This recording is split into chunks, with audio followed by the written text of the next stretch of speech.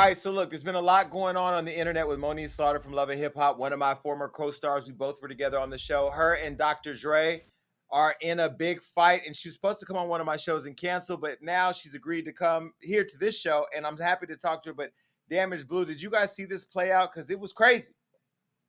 Nah, so when I first seen this, the first thing that came to my mind is like, all right, I know Moniece is relentless, but when she was going up against Dr. Dre, I don't know. When anybody says anything about Dr. Dre, I personally get nervous.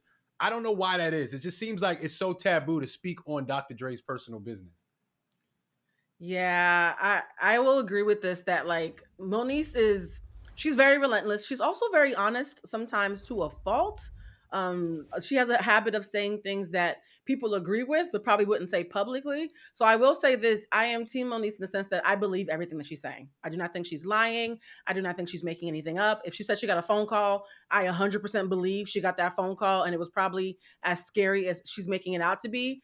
I'm just concerned about her safety because even if Dr. Dre is not going to do anything to harm her, he has a lot of very devoted fans that I'm concerned Yeah. might take it upon themselves to have some retribution. So, sis, keep telling the truth, but please stay safe because we don't want to see anything happen to her. Well, it's one thing to get in a fight with somebody on Love and Hip Hop. It's another thing to get in a fight with somebody who's worth almost $1 billion and has a lot of resources to make problems go away. And so my concern is just, the level of conflict, the level of aggression, the level of where this has risen to can have some very difficult consequences. And I know she's claimed a lot about people threatening her, allegedly threatening the safety of her and her kid, her family, and then her family wanting to silence her. So I've been intrigued as to what's going on behind the scenes. But the one thing that a lot of people online had to say or were questioning is, why are you even talking about it? Why do you even care that Dr. Dre and April are together? Like, what business is it of yours? And just mind your business. Do you think that she should have an opinion about what's happening? She didn't I say anything don't. bad though. Like if you guys watch that video, she actually did not say I went back and watched it. She didn't say a single bad thing about Dr. Dre. All she said was he has high influence. He's very respected. I'm surprised he's dating her. I don't think that statement is that egregious, guys. Like she didn't say anything inflammatory. I think her just speaking on it in general is putting a bad taste in a lot of people's mouths because, I Right. think they just associate her speaking on April or anything April doing as just negative. So even though she didn't say something directly about Dr. Dre, I mean, Dr. Dre probably has some esteem to who he talks to and probably felt attacked like, what do you mean you think I'm talking to somebody that's trash? I don't know. And that's why, I mean, it's good to ask the person themselves. But I was really caught off guard too that she actually spoke on it. But look, maybe her love for Lil Fizz hasn't fizzled all the way out. Maybe she feels some type of way because April and how that whole thing went down last season on Love and Hip Hop just left a bad taste in her mouth, and she feels that this is a certain level of vindication now that she's left Fizz and clearly has upgraded to one of the richest, most prolific men in hip hop culture. So I don't know. Maybe it's one of those things where she just wants to go na na na na na na. Couldn't it just be that? Like, why did it now get to the level of bet not catch you outside? How about that? I have a question, Jason, and you know these characters more than I do. April, for some reason, has been very silent in this. If Moniece and April are the ones who actually have problems, right? And they're the ones who actually have a history, and they're the ones who actually have a real beef, why is Dr. Dre fighting her battles? I'm a little confused about that part personally. I Yeah, mean, I don't know. there's different theories out there, right? He's going through a public divorce. This could complicate the divorce. The things that Moniece are alleging could complicate the divorce proceedings. I'm sure Dr. Dre just wants it all to go away. I don't know yet how it all came about per se, because me and Moniece have had different conversations, but I've been trying to stay as removed from it as possible because I don't want no smoke for Moniece, and I definitely don't want to be beat by Dre online or in court. Leave me out of it, but nonetheless, I have a job to do. So I showed up today in my good Fashion Nova to ask questions. But again, I like the public want to just know what is happening. Why are you so interested, and what is Dr. Dre doing to you now, allegedly? Whew. Allegedly. Well, let me ask her. All right, so Moniece, welcome back to the show. This is the second time that you've been on the show, I think, right? Second time? Hollywood Unlocked, yeah, but my first time on your new. On the new Glow Up, or here at Fox Yeah. Soul. Listen, Mhm. okay, so first of all, how are you? Your birthday's tomorrow. I didn't know until just right before we got started. Are you excited? Because birthdays during COVID are kind of like blah. I'm frustrated because this is the second year in a row. Last year we got shut down like 2 weeks after my birthday, so my party was canceled. I was supposed to be in the Maldives this year with my friends from Teen Mom, and one of them had to reschedule. So now we're looking at April. So I'm going to be in the studio instead from 12 p.m. to 9 p.m. Mm. Wait, and so you have a new man, because that's what I've heard in the streets, that you have this new relationship. You're not flaunting him all over social media. Why? Why is it that we don't know all of the intimate details of your love life like we should? I think that after I don't even know what to call her, but that egregious creature that I was with for 3 years, I just decided that it dawned on me that I don't think a lot of people that follow me are following me to actually cheer me on. I think they are following me and they are waiting to watch me fail because I have lies and flip flop following. That's while it's organic, it's not really genuine. It's not a genuine following, I don't feel like. And I'm not on the show anymore. And I'm determined to live a peaceful life in any and every way that I can. And as you know, I mean, there's a lot of our lives that we don't really get to control anymore. Just going live on social media is now like you have to watch what you say. Wait, Uh, so you don't think that the people following you actually follow you because they want to see you win or they want to see you happy? I think some of them do. I think I have a small demographic of followers that are actually rooting for me, my success and my happiness. But I think that a majority of them, because I've been problematic at times, I will take accountability for that. And then my life has just been my life, which is problematic, which is played out on TV. I think that most of them are waiting to like see me have a meltdown or see me lose it on my baby daddy or beefing with the person that I'm dating. So are you choosing to keep this relationship private to avoid having a public, fallout or people being in your relationship and making it overly crowded? mm, it's partially that. I don't believe in keeping my relationships a secret, but I definitely now believe in keeping my person private. And if this turns into a marriage, then at that point, I know that it's something unbreakable. Um, and anything that happens after that is just two people that grew apart. And it doesn't have to be, it can be amicable. And hopefully that can be quiet. But I've learned my lesson. Like, I'm single until I'm married. So we don't need to be Now, out there. now you left Love and Hip Hop before I did. I've since left Viacom and left the show. Do you feel happy that you left? Do you regret the decision? Do you miss reality TV? Would you go back? I will go back if I go broke. Do I miss reality TV? I can't say yes, I can't say no. I can say that I don't miss Love and Hip Hop. And I've never been on any other reality show besides that. So I don't know how they operate, how they treat their talent, how they pay. So can I say that I'm done with reality TV forever? No. Am I happy that I left? Absolutely. I'm healthier. The bond between my son and I is just, it was already getting better and it's just that much more amazing. We are like two peas in a pod. We're best buds. He's the best. So I get to be more mom, and I get to just learn my little mini, uninterrupted. So I'm happier. When you look at Love and Hip Hop right now and the whole Black Lives Matter and Black excellence culture, do you think that a show like that can exist in today's climate? Do I think that it can exist? Yes. Do I think that that it should exist? No. Hmm.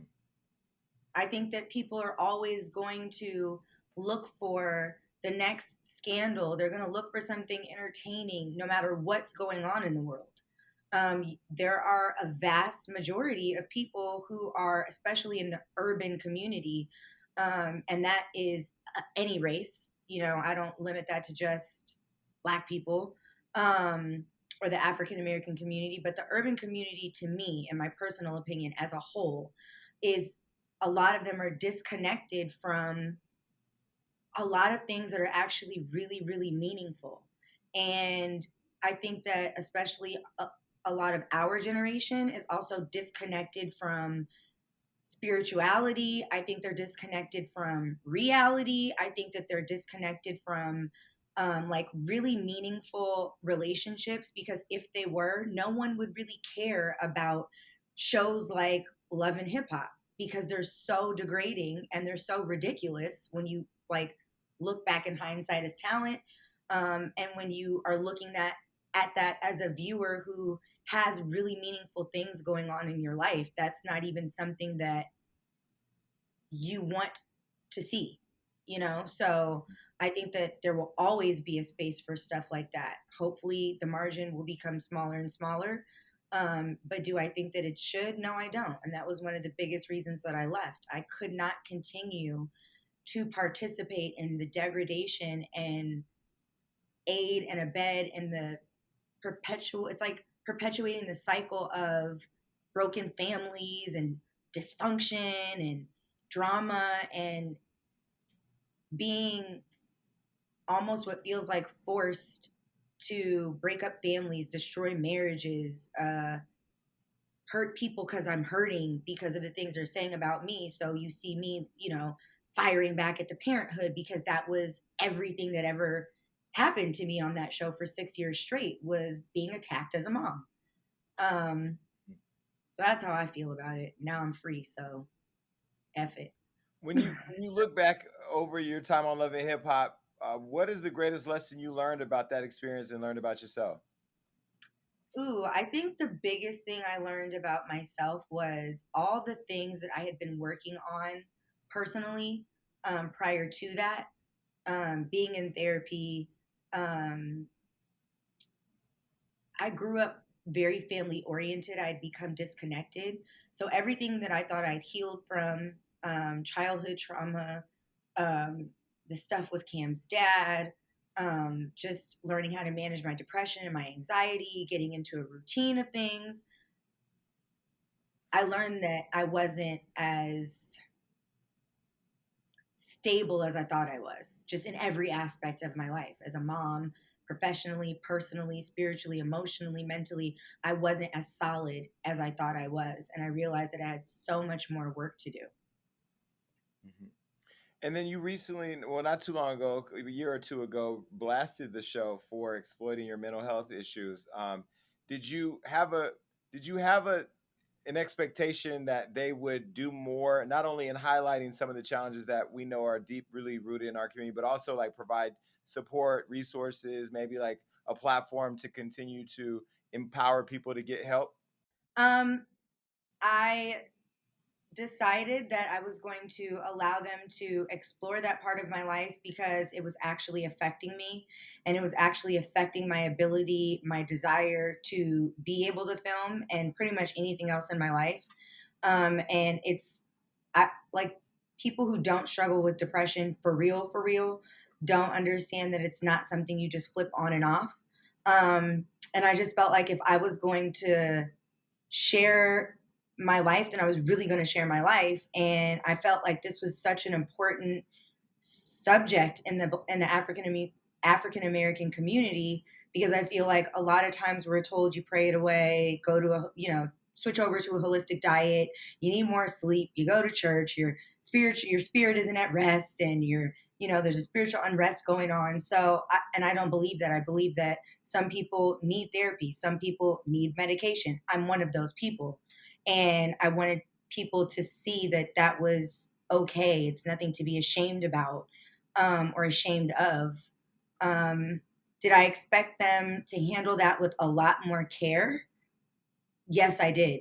So I was very shocked when they tried to make it seem like on my way out the door that the depression was because of who my son's father chose to date, instead of just accepting the fact that since being on the show, my co-parenting relationship was really, really shitty. And there's a child in the middle of that in real life. And that's stressful when your goal for real is to be the best mom you can be. That's my goal until the day that I die.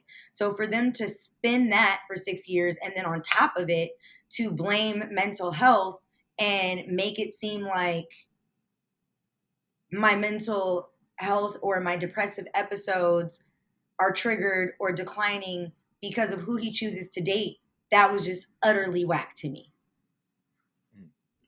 So I know you brought up Cam and his dad, Fizz, and the relationship that you all had that just unfolded in front of everybody to watch.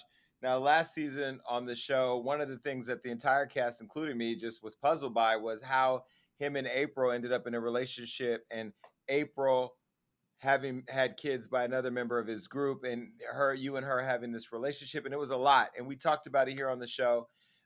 Since then, now it's public that she's dating Dr. Dre. It was kind of revealed by paparazzi that caught a photo.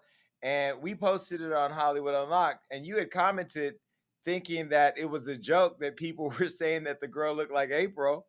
Right. And I called you and said, what's funny? That's April. And you were like, no, it's not. I go, yeah, it is. And you went and found out on your own. And then since then, baby, you have kept the internet on fire. So I want to ask you first, when you realized that it was April, what was your immediate reaction? Because a lot of people feel like you shouldn't have an opinion. It has nothing to do with you. They feel like you're only doing this to take a dig at her because she glowed up from your baby daddy. Why did you care? So here's the thing. I had heard back in December that they were a thing. And then it ended up on another blog from December until what we saw with TMZ and Boa. And I don't actually, that blog that they were posted on, I've actually muted their posts. So when I found out, it was because people were sending it to me. But you know me, I'm receipt queen. I need proof, like tangible proof. And as things started to come out, this blog continued to post, and I began to piece things together. And I was like, damn, that's nuts. Went on about my life, never thought about it again. And then I saw what everyone else saw, but I thought I was driving. And so in the back of my mind, I know what I've heard back in December that, made it to a blog, and it's not a tiny blog either. And then I went on and forgot about it, of course, living life and whatever. And then I saw Hollywood Unlocked, you guys posted it, and I was actually being slick because I'd already heard back in December. So when I said, oh, you guys know who I thought that was, the picture didn't really look like her at first. And I was like, oh shit, somebody must have said something somewhere, because what? And then I saw the TMZ stuff and I'm like, what? Like, they went public. And when I was asked the question on another IG Live interview. Wait, before wait. I'm gonna break it down. We gotta break all this shit down because it's a lot. All right. So when you first saw it and you realized you had already heard it, and you heard it from Gossip in the City. Fee is cool. So you heard it from there first. And then I think that there were some posts put on that site where there was like a Range Rover that was allegedly purchased for her by Dr. Dre. And so you had kind of pieced it all together. And I think you told me privately, you thought maybe she was leaking those stories and wanted people to know that she was with him. Well, I then began to hear it from people, our peer group, like just people that are our age. And I want to make this very clear because I have family and friends that work with and for her alleged beau. And Dr. so Dre. I had heard through other peers that was a thing. And I just went on about my business. So when I saw it on Gossip of the City,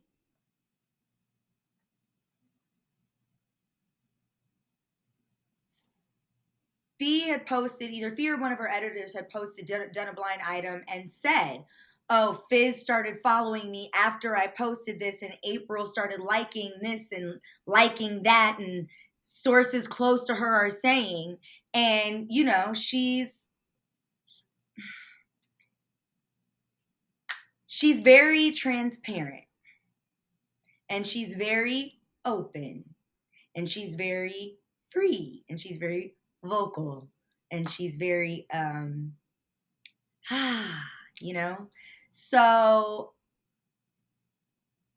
When you say very free and very open, what does that mean? meaning she doesn't hide really in a safe environment, or what she will perceive to be a safe environment with people that she can trust, or a little wine, like any normal person. You know, she doesn't hold back. And so if you have people hanging out with you and your man that know people that know people that know people that know you and I don't get along, of course someone's going to come back with a receipt, 2 receipts. And then the receipts kept coming, and I kept ignoring the receipts. Oh, good for her. Bam, never. And again, this was all back between December and January. And so I never heard anything of it again until that day. And I think for a second I forgot, and then it clicked, and I was like, oh my God, no way. It's, first of all, they lasted this long.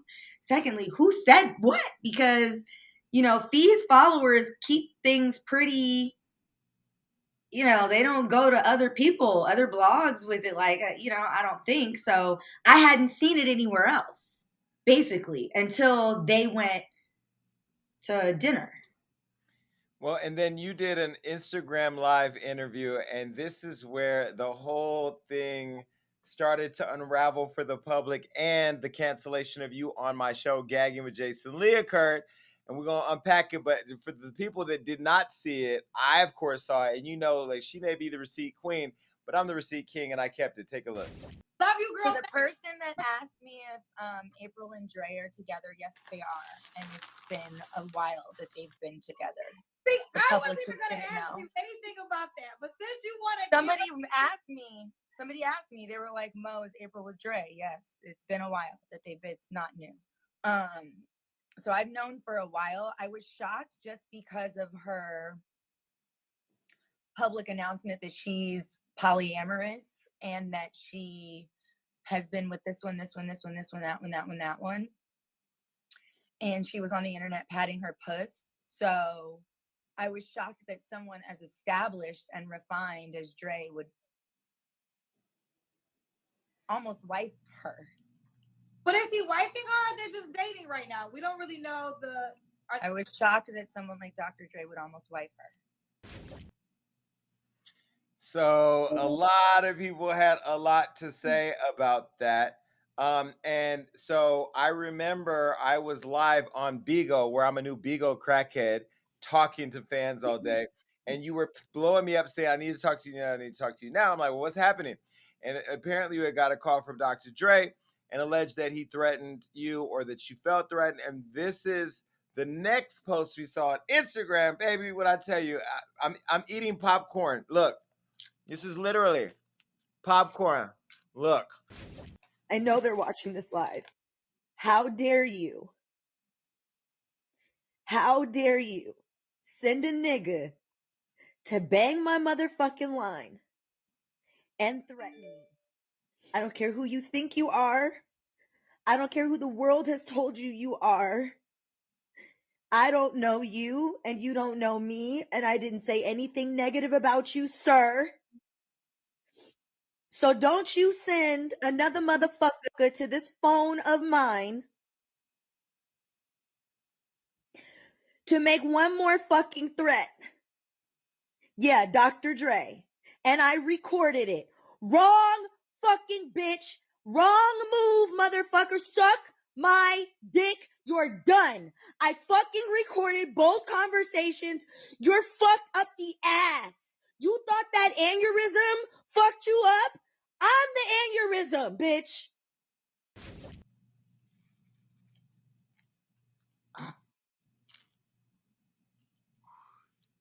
my birthday is tomorrow. I'm dropping a video tomorrow. My website is launching tomorrow. I would like to be able to accomplish those things peacefully without any interruptions. But yes, that did happen. So a lot of people have had a lot to say about that. Let's first talk about the call, because you were very, I don't want to say terrified, but you were concerned for your safety based on the call. For sure. I did hear the call. We can't play the call because we're not allowed to, but that was straight out of Compton Dre on the phone. That was not Beats by Dre. And I don't know what led up to that call being that aggressive. What happened? So I don't remember where I was, but Mickey Monday DM'd me and was like, "Sis, hit me. I didn't save your new number." I've known Mickey since we were like 17, 18, before I had my son. And he hit me. So I called him and he's like, "Yo, my homeboy so-and-so wants to holler at you." And I'm like, "Who is that? Like, should I know him from back in the day? Like, what's up?" He was like, "Nah." He said he wants to talk to you. He said Andre wants to talk to you. And the only Andre I know that he knows is Dr. Dre. Real cool guy, just got out. So I'm like, okay. Now, I'm definitely not thinking that I'm about to walk into what I'm walking into. And the reason that I wasn't thinking that is because my dad had just worked with him. He could have called my dad. My brain automatically went to, if this was an issue, a man is going to call my father. If he doesn't know me directly, the way to get to me would be my dad, right? I mean, that's just what my brain told me. So, and I was also scheduled to have a session with one of his producers the next day, who's also a really good family friend. So with that being said, I get on the phone and homeboy's talking to me, but he's mad like... Homeboy, not Dr. Dre. Homeboy, the other guy. The Pitbull, yeah, the minion called me, and he's like, basically, he's not aggressive, but you know that tone when somebody wants to let you know, like, it's the calm before the storm. So, but he was saying things to me like, yeah, you know, you mentioned Dre and April on your live at 13 minutes and 29 seconds when you were showing your fans your house when they asked you for a house tour, letting me know that he knows the layout of my house. So first of all, a man that I don't know, who just got out of prison, that I've never met, couldn't identify in a lineup, calling my phone is a threat within itself. Now you're implying, this is an implied threat, letting me know that you know the layout of my house. Then he goes on to say that, you know, Dre wanted me to tell you to keep his name out your mouth. I said, and I didn't say anything negative about him. Yeah, I threw a little shade at her, but I didn't say anything negative about her either. So he went from, well, that's April is a friend, and, you know, Dre is my brother, and, you know, this could become a situation. So now I'm upset.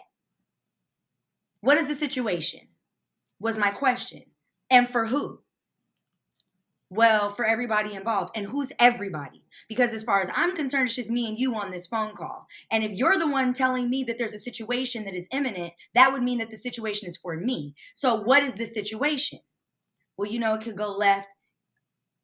And what is left? And I vividly remember saying, because, you know, I'm a smart ass, I haven't put my blinker to turn left. I haven't put my blinker on to turn left, sir. I'm still very much in my own lane. So what is left? And why am I receiving a phone call? And I said, are you going to call TMZ? Are you going to call Gossip of the City? Are you going to call Hollywood Unlocked, The Shade Room, and any other blog or radio station or anyone that has talked about this, posted this? I want to make sure that everyone is going to get this type of phone call. Oh, yeah, I'm calling everybody. Okay, good. Let me know when you do. And in the meantime and in between time, you tell him to tell her that I said, and I went off and I hung up. I go pee. I'm coming back to the bed. I hear my phone buzz and I try to answer because I see that it's his number and I missed, like, it ended. I guess I answered too late. So I called right back. He answers on the second call. And that's when the call that you heard took place. And from there, it snowballed. So then he told me, Google me. You can Google Jimmy Henchman, Day 10 Jimmy Henchman trial. And yeah, that's me. Basically letting me know that he's a killer. Then I found out he's a snitch. He's a rat. And then I found out that I know people in the street that know him. So it literally turned into, I didn't go to sleep till like 6 a.m. Then I was told that Dre threatened to blackball me, make sure I never had any kind of career. He doesn't give a fuck if he did work with my dad or not. That means nothing. And really what I got to the next day, which was the day that I was supposed to have the interview with you, February 7th. Wait. Before you go there, let's go back to the call because I want to go through a couple of things. So Dr. Dre didn't tell you he was going to blackball you directly, right? No, he had someone else call. He had the Minion. When the Minion found out that I knew certain people, I was no longer answering the phone calls at that point. Because this went on till the wee hours of the morning. So when the Minion realized, I basically let the Minion know I'm not out here on my own. I'm not alone. And the same way I can find out about you, you should ask about me. And so quickly he realized. But the conversation with Dre, how did Dr. Dre get on the phone with you? Because you guys had a direct conversation. Right. So when that second phone call, homeboy was like, yeah, hold on. And patched him in. That's how that happened. He called back. The Minion called me back with him on the phone. You had never talked to Dr. Dre before then? No. And it was crazy because my dad had just spoken so highly of him. I'm not even joking. It was like 2 weeks prior. Were you surprised that Dr. Dre was on the phone with that type of energy and that frustrated? Yeah, because no one had actually clarified what the issue was. And I knew that it could not have been the live with Kendra G because that phone call happened like 4 or 5 days later. So my thing was, if it was that, I would have gotten this call that night, maybe the night after. But I didn't. I got it days later. And coincidentally, the day before my interview was supposed to be with you on gagging, which then it clicked to me. It's not about the Kendra G interview because I didn't say anything disparaging, nor did I say anything that wasn't already public. I think what that call was supposed to be was when I clarified that I had known for a while, they panicked and thought that when I came on gagging with you, I was going to say something that could potentially be more damning to his divorce proceedings than what we're seeing publicly. And when that registered with me, I was livid because now you've gone through all of this. This almost became a street situation. And I was calling, it was crazy. I'm like, leave it alone. I had people calling me. I'm like, I'm not out here in the street like that. Like, leave me out of that. Y'all don't have to protect me like that. Like, yeah, we're homies, we're cool, but back down, like back up. Just everybody sit down for a second. You know what I mean? It became very overwhelming. And all of that over an assumption. And so what I had told the Minion was, it gotta be about that. Because now you're like, yeah, some people aren't to be talked about. So should I just run around punching everybody in the face that has something to say about my motherhood? Because that's what people saw on television, whether they're right or whether they're wrong. I'd be punching motherfuckers every day till I'm dead. That's what I'm supposed to do. So are you going to sit here and troll the internet and talk and go looking for people's dads, boyfriends, and all kind of extra shit, all the shit you did to me? Are you going to do that to everybody that you see say something publicly about your brother? Because if you are, then go carry on about your business. My thing is just keep that same energy. What the fuck are you calling me a whole ass woman for when that man could have called my daddy and this could have gone a whole different way? You don't send no rat ass murderer who took a plea deal to call my motherfucking phone. You don't do that. I'm not no nigga from the gutter. What was the point? Over an assumption. You assumed I was going to say something. And if you don't want your divorce proceedings to be compromised, Jason, you know, when the world is open, the valet tent is outside of BOA, the paparazzi, you know they're going to be there on a slow day when the world is open. Let alone as things are just beginning to open slowly in California. There's no valet tent out there, right? You did not have to get out when you saw the paparazzi if you didn't think they were going to be there. You have to know that gossip in LA it's an industry all on its own. And right now they're suffering because they're seeing celebrities act out and lash out and do all their crazy shit and all their dirt in other states that are open. And they're looking for anything here. So you had to know that as things start to, open up, they're looking, they're searching, they're going to be there. All you had to do was drive around the back, bro. I know trap niggas that go in the back door at places like that and come out the back door. And don't nobody know who they are. But do you think like, okay, him being with April when he separated from his wife is one thing, but him being with April allegedly when he was still with his wife could cause a whole different impact on, like you said, his proceedings. Do you think his frustration is that you said what everybody else was saying, or that you were insinuating that the timeline could be a little different that would cause complication from him based on information you had found in other places that people had maybe not put together? I think it was the second. But even still with that, you don't come on the first phone call with Dominion. I literally mapped out for him a timeline and I had it all like just sitting in my face. And I'm like, you can go to these different places and see that these things are coming from her page. Like you guys posted something back that I guess that she had posted in November where she had mapped out like as she was coming to the end of the year, blah, blah, blah, blah, blah, blah, blah. And that she was happy that she finally found a gentleman, and I think you guys, it was either you or somebody posted something from her page as a point. And she had mapped out like all these great things that had happened to her, even though we were in a pandemic as the year was coming to an end. And now fans were suspecting that the whole time it was this man that she was referencing back then. So going back as early as November, there was, speculation that it could have been him. Then she did an interview on Madame Noir the day before the TMZ stuff hit and said that she was dating. You understand what I'm saying? So it's like she's talking to someone and those people are talking. Why are you talking to me though? Because this has been out there since December, whether y'all put it together or not. I'm telling you, it's tangible. It's there. Go look and then leave me be. Go ask her how somebody knew back in December that this was a situation. Go to the source.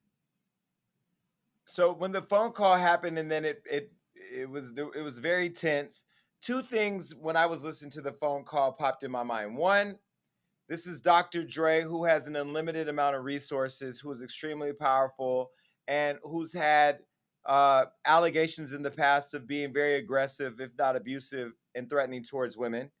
And then there was also the empathy that we have for Dr. Dre being a cultural icon who just was released from the hospital for suffering an aneurysm and maybe being concerned for his health. Was any of that going on in your mind when you were on the phone with him? Initially, yes. So when you heard that second call, right? You did not hear aggression in my voice. I actually was stunned when he came out the gate with a phone punch, like it was, you could feel, and I just was like, wow, like this is how you start a conversation with a woman. Can you tell people what he said? I mean, we can't play the audio, but do you want to tell the people what he said? So the minion called me and was like, basically confirming that I was on the phone. I said, yeah. He says, hold on. He comes back to the phone. He says, Dre. Dre is like, yeah. And I'm like, oh my God. So now he's confirmed that it's him. But the yeah was like, it wasn't like, yeah, or, hey, how are you doing? It was, yeah. And I'm like, whoa, like stunned through the phone, And then he was like, what's up? And I was kind of just, I think, taken aback. And then he said it again, but more aggressively. And I'm like, nothing is up. I'm in my bed and I would like to go to sleep. And there was a long pause and he said, that's nice. Why is my name coming out your fucking face? I see you all on the internet talking about me and April and all this shit. And I was like, okay, but I didn't say anything negative about you. It don't matter. You don't fucking know. Because I said, I said, I don't know you. I've never met you. I've only heard great things about you. You're a musical legend. You're an icon. Like, I've said nothing negative about you. So is that wrong? But you're right. You don't fucking know me. This clown, I think he called me a bitch. Then it was a stupid bitch. Then it was a clown ass bitch. And then I went off. And then he was like, man, fuck this bitch, this stupid bitch. Lower your motherfucking tone, bitch. Who the fuck do you think you're talking to? And then I lost it. Because I don't give a fuck who you think you are. Y'all are really playing with me tonight. I don't understand. And then it dawned on me like this is literally to scare me out of the interview with Jason tomorrow. And so dumb because all you had to do, call my dad. Hey, we worked together, not over a short amount of time either, for a while, recently. And I know that April and Mo have a thing or whatever, but, I don't want to be dragged into whatever they got going on. I know she has an interview coming up tomorrow. It was brought to my attention, and I just want to make sure that I'm going to be left out of it. At which point, my father calls me, who I have the utmost respect for, and would never put his business with this man in jeopardy. I would have said, Dad, don't worry. It was never going to be about them. This was because Jason is giving me a chance to, just check in after leaving the show. And I said, Jason's done nothing but defend him during his divorce, everything that we've seen. And I ended up telling my dad this anyway. I know Jason is a fan. I know that I was a fan prior to last night. I know that you just worked with him. So that was never going to be what was taking place ever.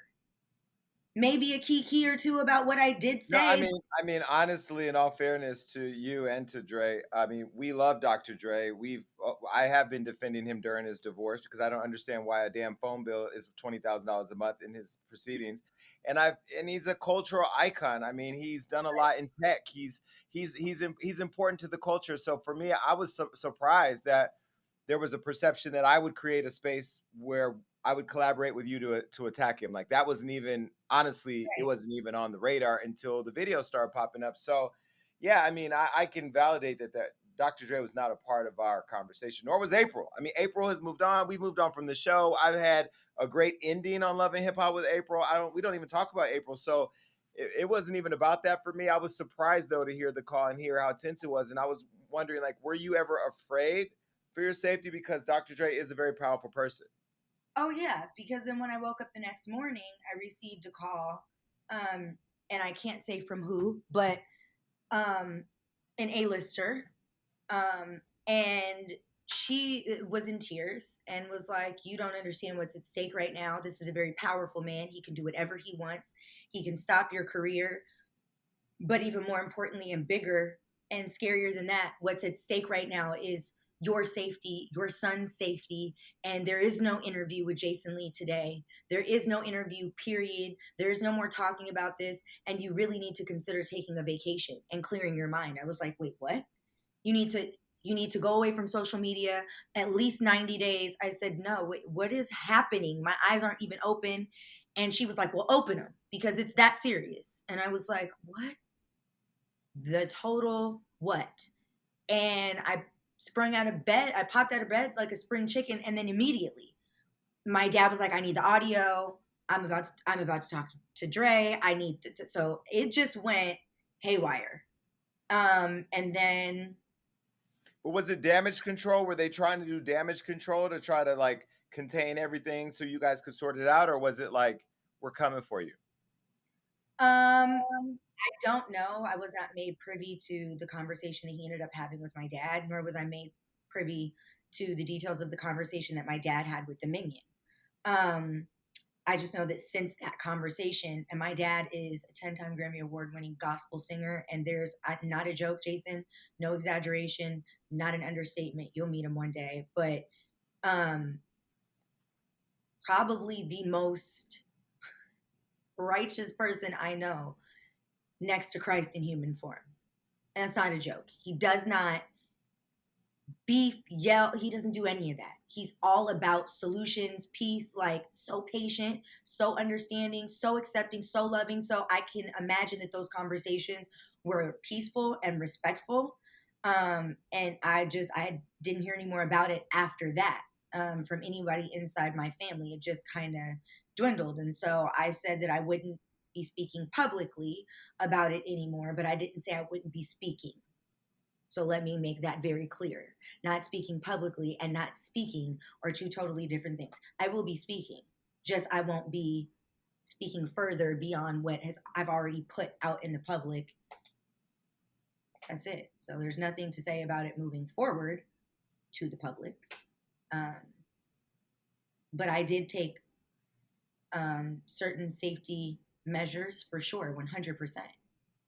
I was literally a prisoner in my own house for a week and a half. Never left unattended. I mean, security was taking shifts. Like, it was crazy. So all I did was sleep. So the comment that you made about you being the aneurysm, some people thought that was insensitive. Some people thought it was just classic love and hip hop, Moniece. What made you go there? Because that was pretty deep. Literally, I mean, I'm a word, like, my brain moves that quickly. There was no thought behind it. Like, I don't sit down and think like, okay, before I go live, I'm going to put together this clap back and that clap back. Like, it literally just came out. Like, and looking back on it, was it harsh? Yes. And you know me, I'm not a liar. So do I feel bad for saying it? I feel bad for saying it. Can I say that I'm sincerely and genuinely apologetic?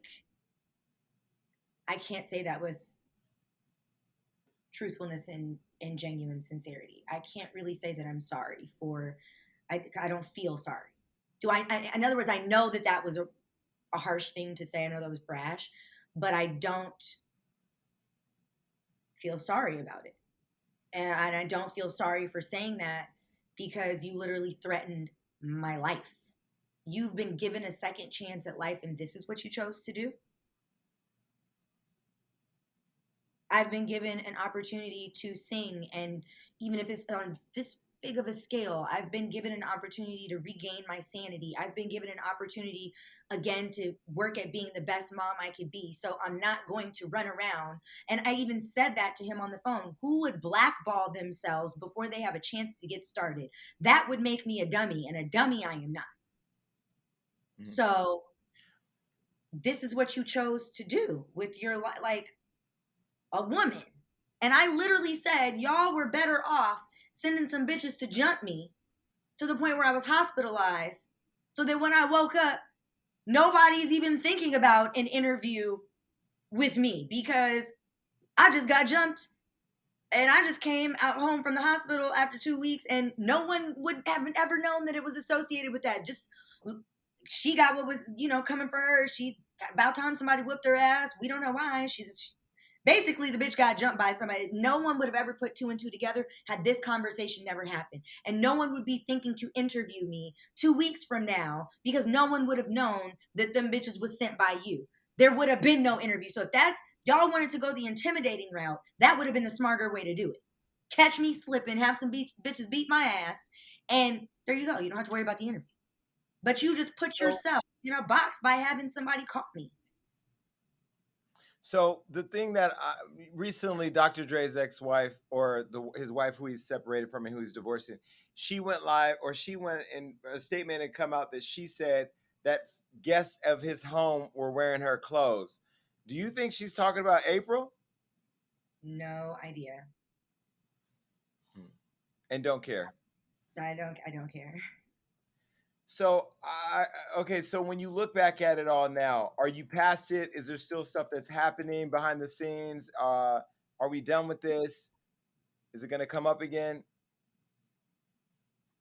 I'm hoping that it doesn't come up again. I also took legal measures to protect myself. And I'm going to take those legal measures all the way. Well, I know that since this all came out and you did a live where you said you were going to come and talk to Jason at Hollywood Unlocked, I did get a phone call from the person that you're referring to as a minion.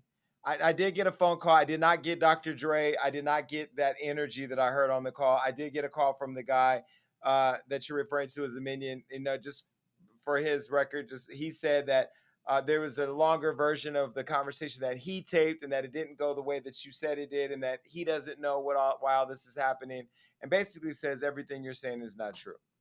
Right. So there was a third phone call at 12:58 a.m. after the call with Dre.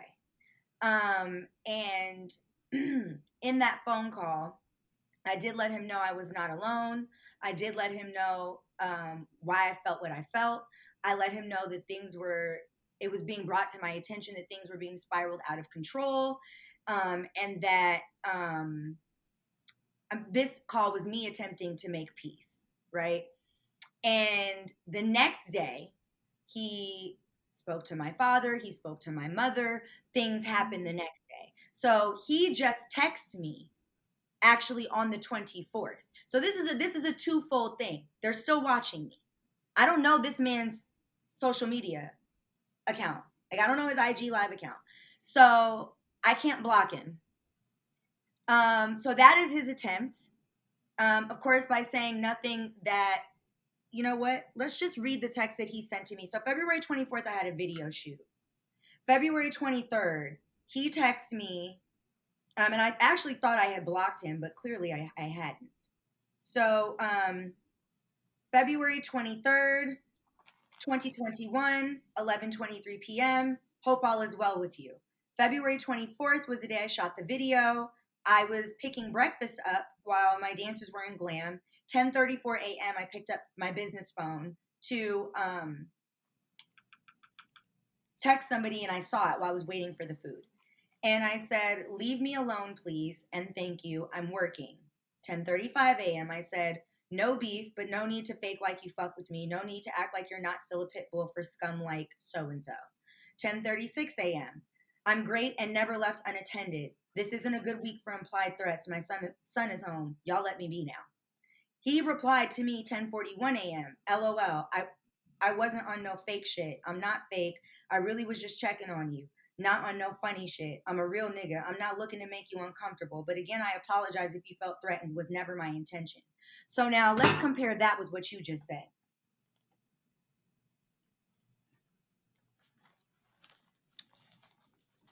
Maybe he's just trying to piece it up. This is a lot. What he's trying to do, he's afraid of going back to jail. He's on parole and probation.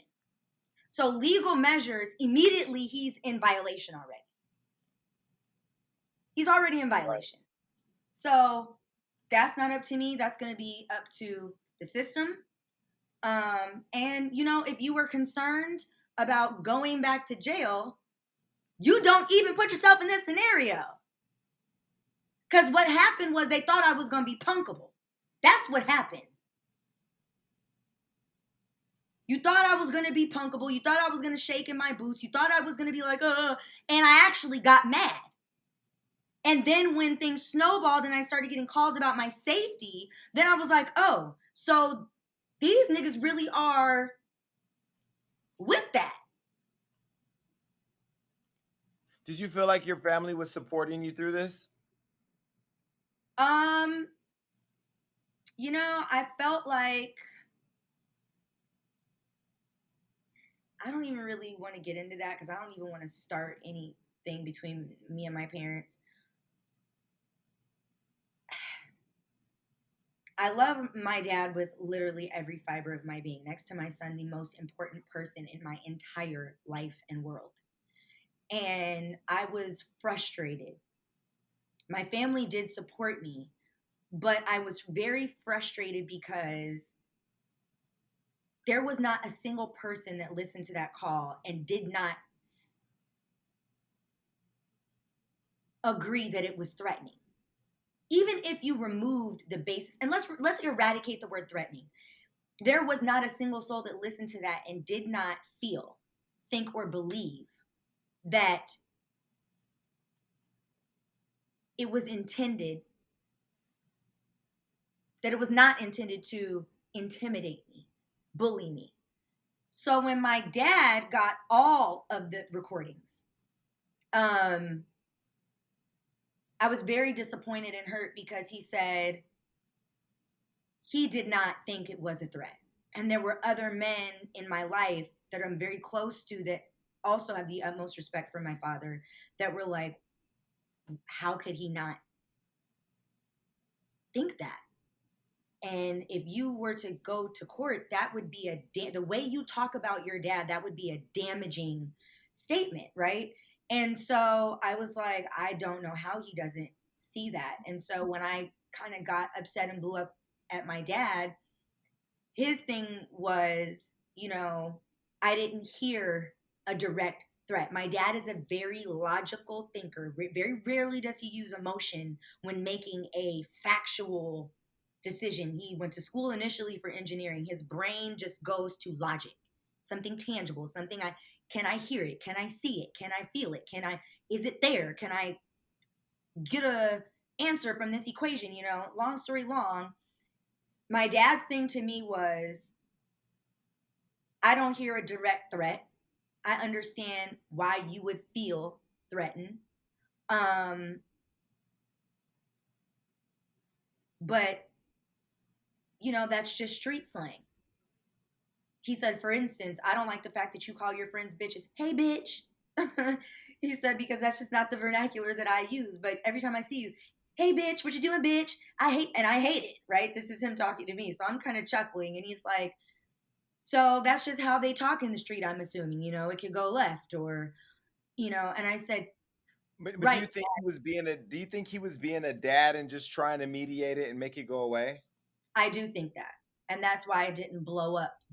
But I was frustrated because that's been a thing with me and my family for a very long time. You don't always have to agree, just like I don't always have to agree with them. But my feelings do deserve to be validated.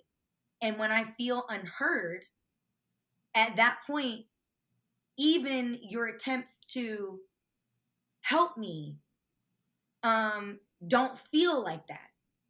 And I have severe trust issues that I'm trying to work through. So I don't want to feel like that within my family. At least validate to me that you could understand why I would perceive that and that I'm not crazy. That I'm not, hearing one thing and then deriving something that could never have been interpreted from that. At least validate that between us. And I probably would have calmed down a lot quicker. But to tell me I didn't hear any threat, that was actually hurtful. It wasn't even upsetting. It was just hurtful because I was like, wow, like the same man. So the people who criticize you and say you brought it all on yourself, you should have been minding your business. Why did you even comment in the first place? No. What do you say to them? I say, fuck you. Go fuck yourself. Right message, you just don't like the messenger. And if we all minded our business, Jason, there wouldn't be a Hollywood Unlocked. We'd all be reading a newspaper. If we were all minding our business, when the blogs posted them at dinner let's say we did have blogs and that was the new news channel. We didn't have ABC, we didn't have NBC, we didn't have Eyewitness News at 7, right? And let's say that the blog sites were the news channels. That was where you get your news for everything all day, every day. And it was tried and it was true. And there was professional journalism going on in each different blog, right? Blog site. I would say that you guys have now risen to the top of actual fact checking and being responsible legally within your legal realm of what you should and shouldn't and can and can't. And you consider people's health now from where you started, Jason. Like, seriously, kudos to you. Just what you've done with your platform, you know?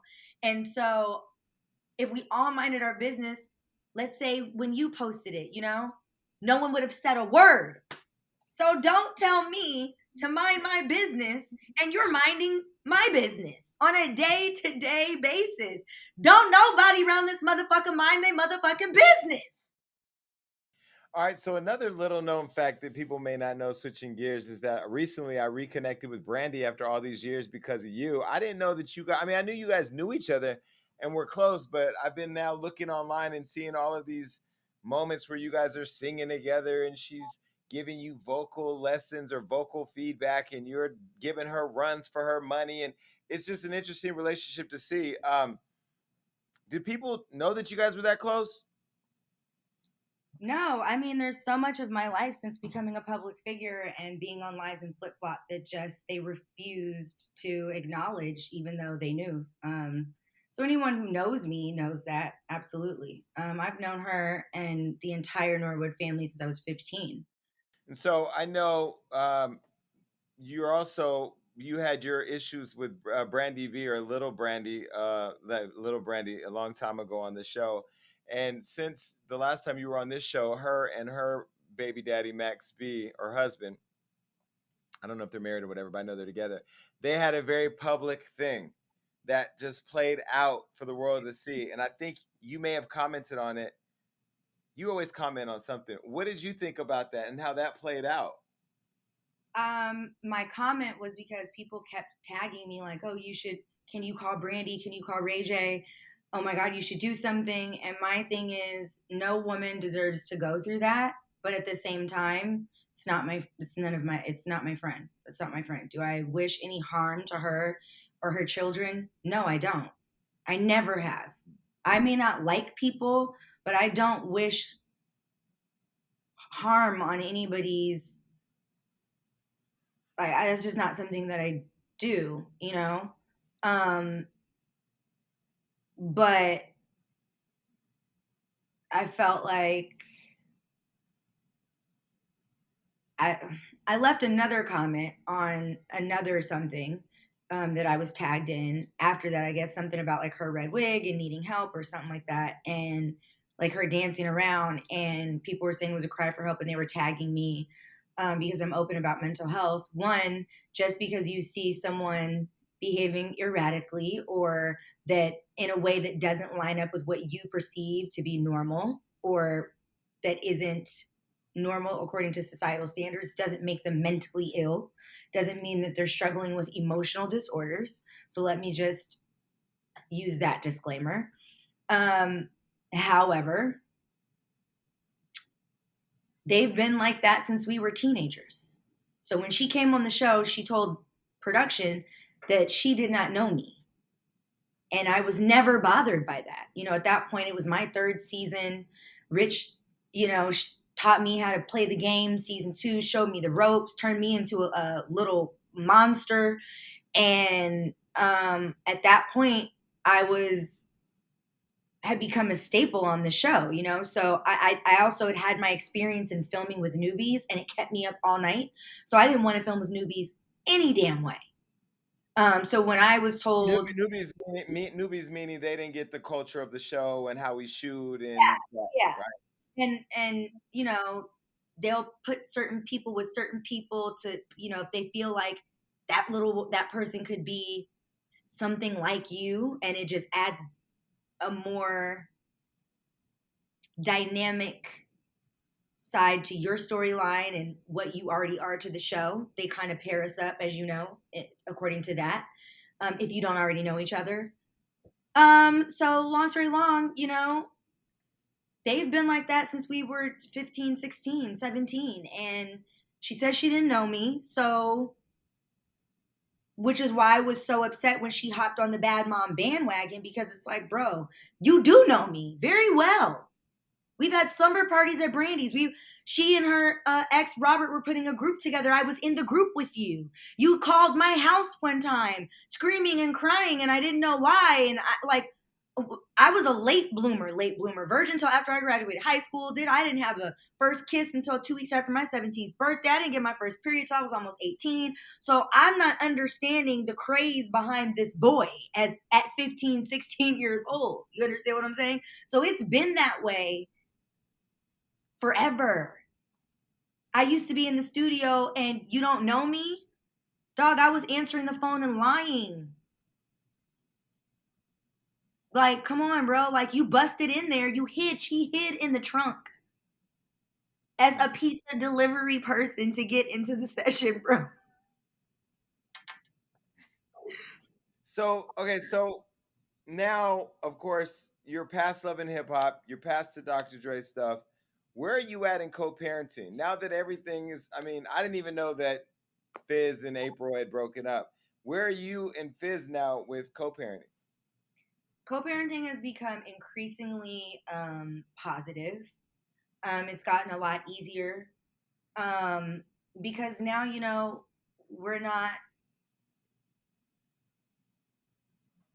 I'm not. Now I'm no longer at risk for being ambushed every season with a new co-parenting or issue that I never knew existed. Now he doesn't have to feel like he swears that he's the one that gave me the opportunity, and that's not actually how it happened. Nor was he the reason initially that I was contacted to do the show. Nor was he going to be casted without me because we had a child. So let's just get that straight. Secondly, he no longer has to feel like I came into, let me just say this, we're in a good space, but he's not honest about who he is. He never has been. I don't think he ever will be. There's a lot of insecurity there. I pray that he finds happiness. I pray that he finds love, genuine love, and that brings insecurities that stem from what? I'm not too sure.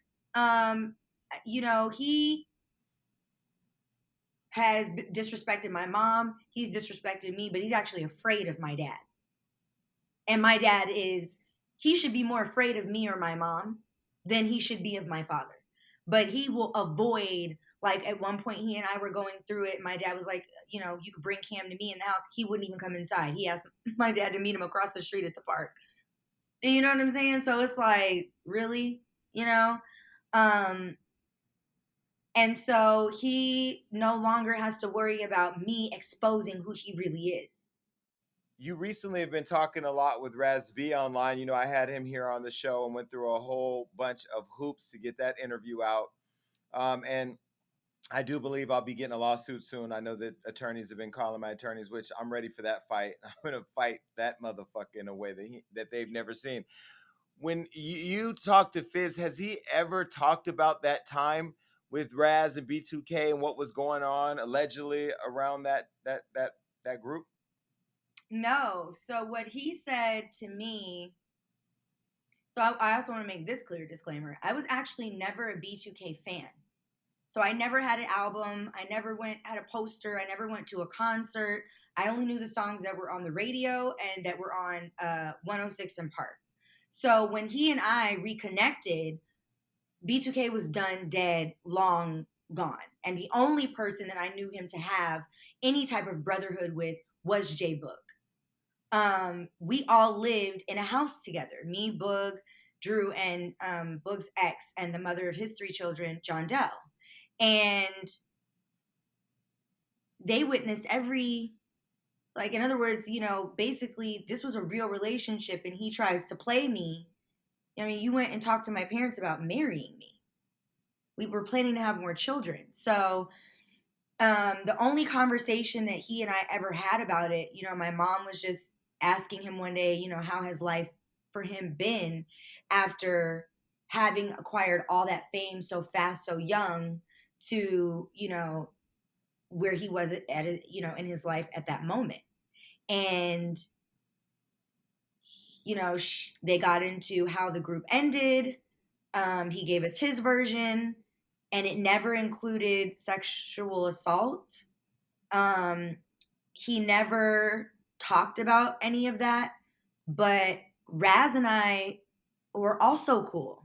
And Raz had always said that was going on. Always.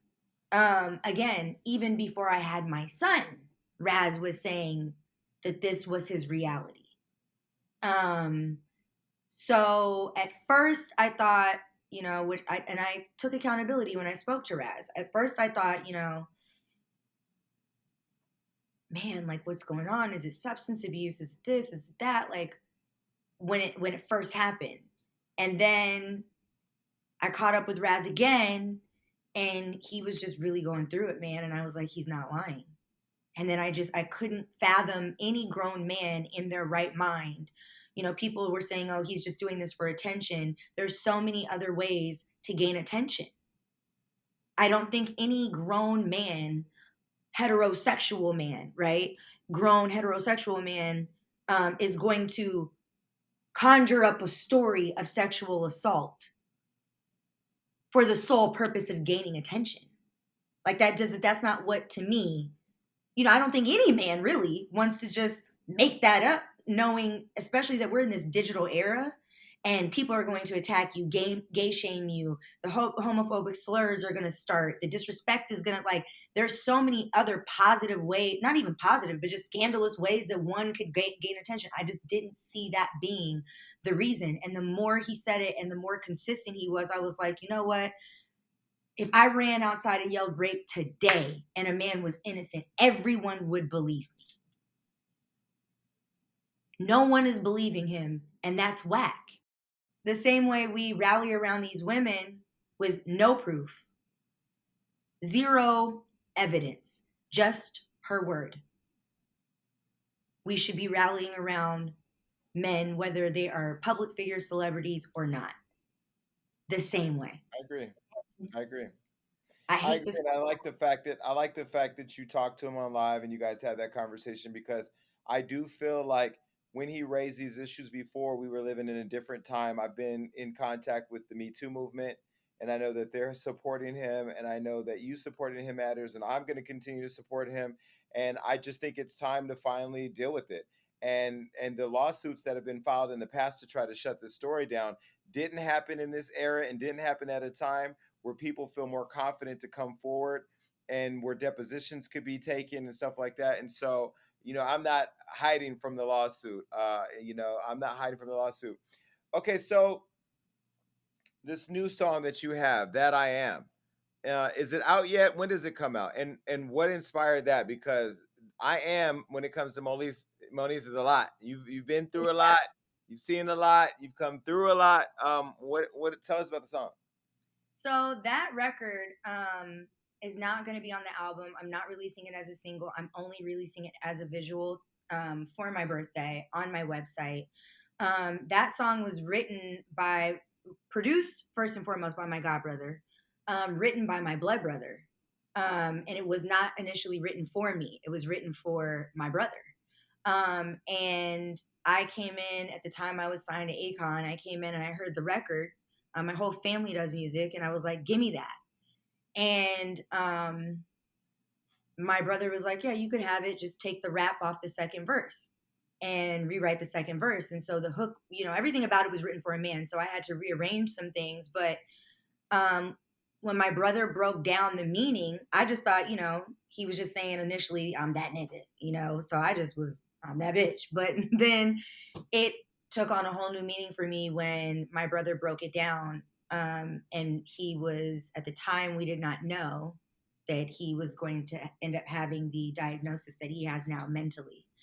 And so his brain was just working a different way. And so in his mind, he was already a god in the music world. And so if you're familiar with the Bible, God calls himself the Son, the throne. He refers to himself as I am that I am. The Alpha and the Omega, I am everything. And so that's actually what the song means. And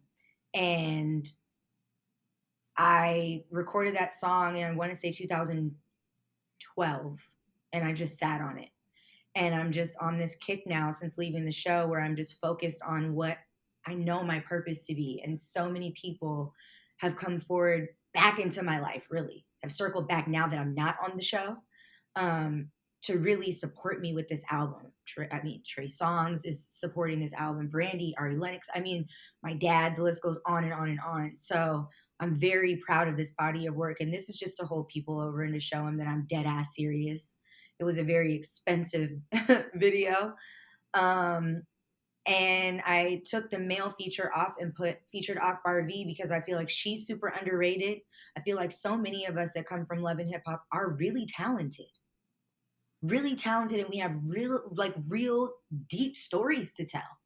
And Akbar's story is deep, and I've known her for a long time. And I hear all these women hooting and hollering about women empowerment, but they don't really want to help the little women. They don't want to help the reality star women. They don't want to repost us. They're not reaching out to us like, come feature for me and not charge me, because you're a dope singer. Or they're not really helping us. They're helping each other once they become megastars, but they're not really fucking with the bitches that's trying to come up. And so my thing is, they don't have to. We're not entitled to that. We're not owed that. They work for what they got. Now let's work for what we want to have. And I feel like Akbar is an amazing lyricist. She's more than just a rapper. She's a lyricist. And to watch her work in the studio was crazy in a good way.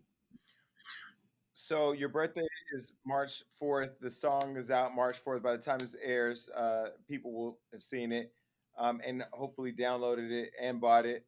My last question for you, Moniece, is: are you happy? Is Moniece Slaughter happy? I am extremely happy. I am a little tired, but those are good sleep bags.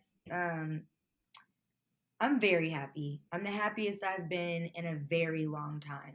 I feel like I'm finally finding peace. Like I'm finally finding my rhythm. I'm finally relearning myself. I'm finally just all of it, learning to accept myself again, love myself again, respect myself again, really, accept myself again, understand myself again, because I'm a whole new woman now, coming into love and hip hop in 2000, what was that, 14 to now 2021.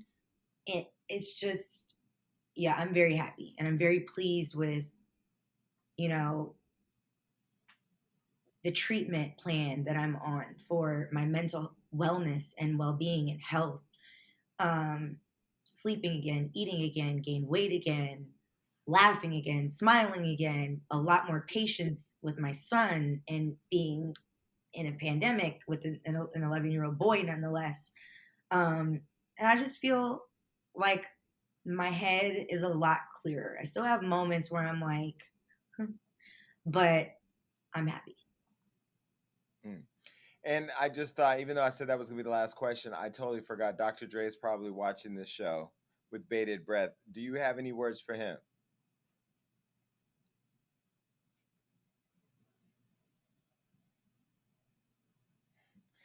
Well, happy birthday.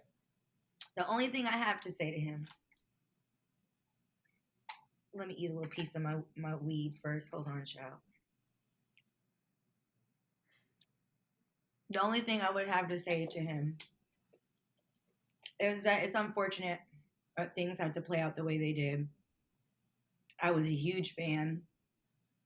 I would have apologized from the jump had you just said to me, hey, this is the concern. I would have reassured you that that was never going to happen. I would have reassured you that that was never Jason's intent. Jason and I never had a conversation about that other than how to dispel what may be asked based off of what I said on Kendra's live. I have to make that very clear. And I would also say to him that, I do genuinely hope that you get well, all the way well. Be blessed. Well, you be blessed too, Moniece. And now that we've gotten this out, you absolutely have to come to Gagging because the fans there love you and they want to interact with you. So make sure you guys get the song That I Am on it should be on all streaming platforms. Buy it, It's stream it, not. share it. It's only going to be on www.slaughtersslaves.com.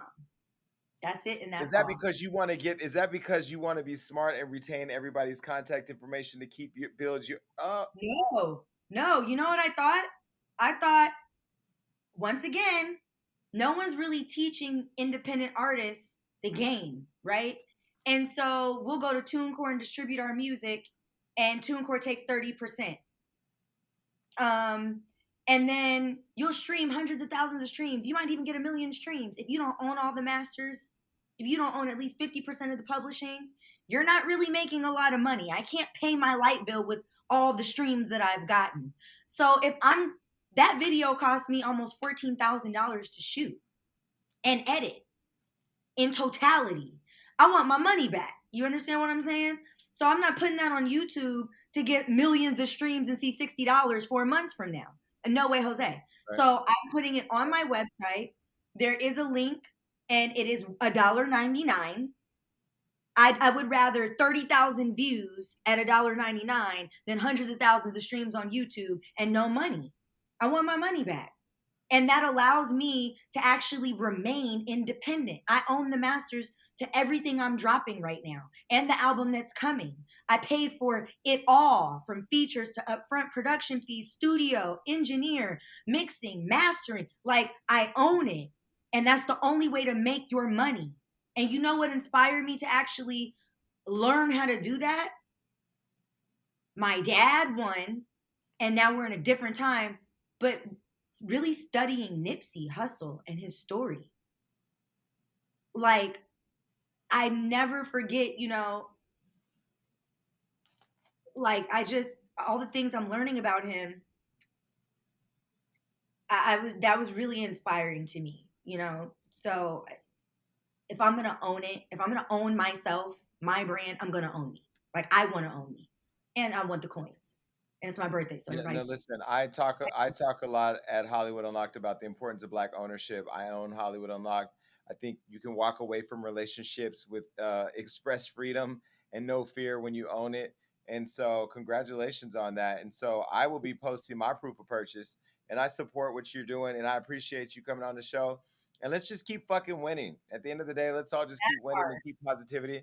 And to Dr. Dre, I and Hollywood Unlocked are sending you our well wishes. We pray that your health is well, and that you're doing well. You're important to the culture, and I hope that somehow whatever is going on between you and Moniece can be resolved, because she was a fan, I am a fan, and we all Black and we all excellent. We ain't got your type of money, but we trying to get there. So let's try to be one. Please don't block my bag. All right, Moniece, I'm gonna let you go eat the ice cream your man bought you. I'm out. Peace. Thank you. Bye. All right, look, that was a great show, and make sure you keep coming back, because we got all types of amazing interviews and topics that are gonna make you go crazy. That's right. That means like, subscribe, do everything you need to do to make sure you stay up to date with what we got going on. And ladies, stay tuned in, because I have your back. And listen, make sure that you're commenting below, because even though I say I don't read it on the show, that's all I do when it's over. Peace.